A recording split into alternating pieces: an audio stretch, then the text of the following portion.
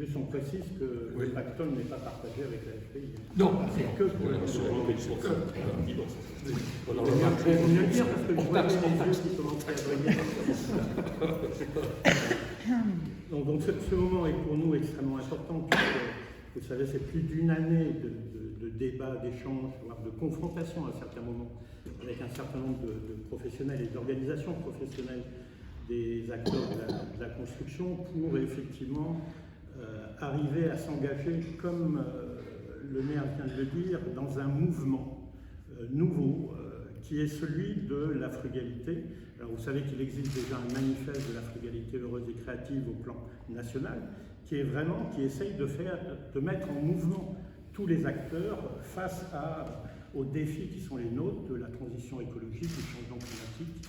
Et donc notre manifeste s'inscrit dans ce mouvement d'alerte qui fait qu'on a réussi à se convaincre, et c'est un manifeste, c'est pas une charte de bonnes pratiques comme on en a connu beaucoup sur la qualité du logement, par exemple sur la métropole ou quoi. C'est un manifeste simplement parce qu'il repose sur une conviction partagée qui nous met en mouvement pour enfin surmonter ce qu'on n'a pas réussi dans les politiques publiques jusqu'à présent à faire réellement. C'est-à-dire qu'on a l'intime conviction que la question du développement durable est révolue. Il est trop tard pour le développement durable. Maintenant, il faut franchir un cap et rapidement. Et je crois que c'est pendant cette année l'échange qu'on a eu avec les professionnels qui nous a tous fait prendre conscience unanimement qu'il fallait absolument modifier nos pratiques dans la production de la ville, parce qu'autrement, on prenait des risques extrêmement importants. Sur Bordeaux, les risques d'inondation sont majeurs. Le changement climatique fera de la métropole bordelaise l'une des plus chaudes de France dans les 15-20 ans à venir. Et donc, on le sait maintenant, plus personne ne peut nier ces phénomènes-là. Et donc, il fallait qu'avec une conviction maintenant fermement ancrée et partagée, nous puissions nous donner un nouveau cap. Et le label bâtiment frugal est juste une règle assez simple dans le fond, parce que tous les professionnels l'ont découvert au fur et à mesure. Ils craignaient beaucoup que ce soit une sorte de référentiel extrêmement contraignant. Or, en fait, ils découvrent petit à petit que ce sont un ensemble de règles assez simples à mettre en œuvre, pleines de bon sens, et qui, jusqu'à présent, n'a pas posé à discussion sur les éléments que contenait ce label. C'est-à-dire qu'on est tous d'accord pour dire que ce que nous avons mis, les 42 points qui sont dans ce label, ils doivent être tenus si nous voulons décarboner la production, si nous voulons faire face au changement climatique demain et augmenter la qualité de l'offre des logements en tenant compte de ce qu'on a vécu avec le confinement, donc des pièces extérieures généreuses, parce qu'on a bien vu qu'il était insupportable de rester enfermé dans ces petits logements sans accès à l'extérieur. Donc ce label prend en compte ça aussi. Et on parle de crise écologique, de crise climatique, mais on a vécu une crise sanitaire, et donc il faut aussi qu'on la prenne en compte, cette crise sanitaire. On sait qu'elle va être à répétition, malheureusement, sous d'autres formes. Et donc il faut que notre habitat puisse prendre aussi en compte cette dimension de crise sanitaire. Voilà, alors c'est effectivement une année de dialogue, de débat, mais un dialogue effectivement fondé sur l'action et non pas en théorie.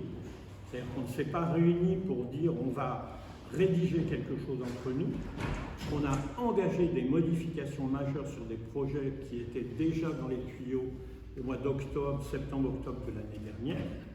Et on a dit cela, on les reprend et on les amende en fonction du label qu'on était en train de construire.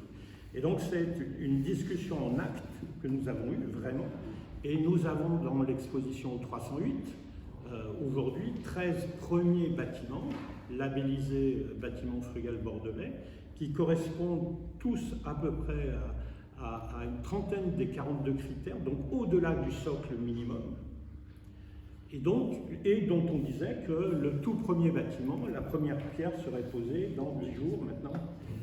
Donc on est allé assez vite pour revoir ces projets. Donc c'est vraiment une démarche effectivement très pragmatique, où on s'est coltiné avec des projets grandeur nature et on a vu comment notre label résistait ou pas à cette mise en œuvre réellement de ces 13 premiers projets.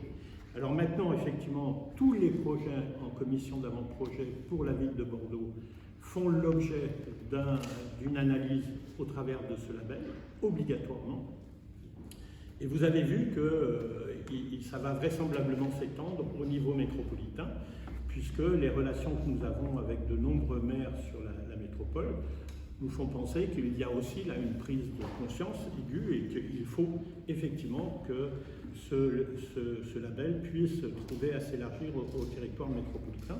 C'est le deuxième temps de travail que nous avons maintenant à mener avec les autres élus de la métropole. Donc voilà où nous en sommes aujourd'hui. Aujourd'hui, effectivement, par cette signature avec une des premières organisations professionnelles qui a tout de suite accepté de dialoguer avec nous de façon extrêmement rapprochée. Et vous vous rappelez que l'automne dernier, jusqu'au début du printemps, c'était assez tendu, les relations entre la nouvelle équipe municipale et la Fédération des promoteurs immobiliers. Et petit à petit, on s'est compris, petit à petit, parce qu'on a travaillé sur des projets concrets, on a réussi à avoir tout l'intérêt qu'il y avait de s'engager dans ce manifeste. Donc je suis très heureux aujourd'hui de signer avec le maire, donc c'est le maire qui signe, pardon, de faire en sorte que le maire puisse signer aujourd'hui avec, dans un premier temps, la Fédération des promoteurs immobiliers.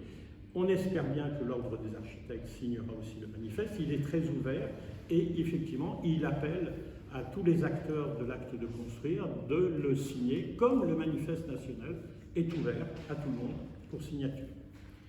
Le dernier point, c'est que nous avons mis dans le manifeste une des grandes dimensions de ce label, c'est son évolutivité.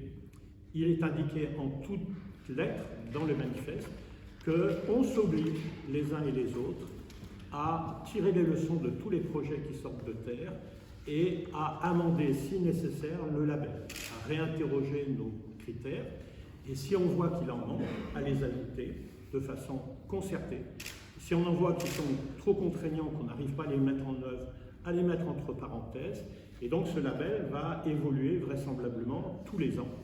Et il va, au fur et à mesure que les projets vont vivre, il va lui-même vivre avec eux et évoluer. Ça, c'est la grande force de la démarche que nous avons proposée.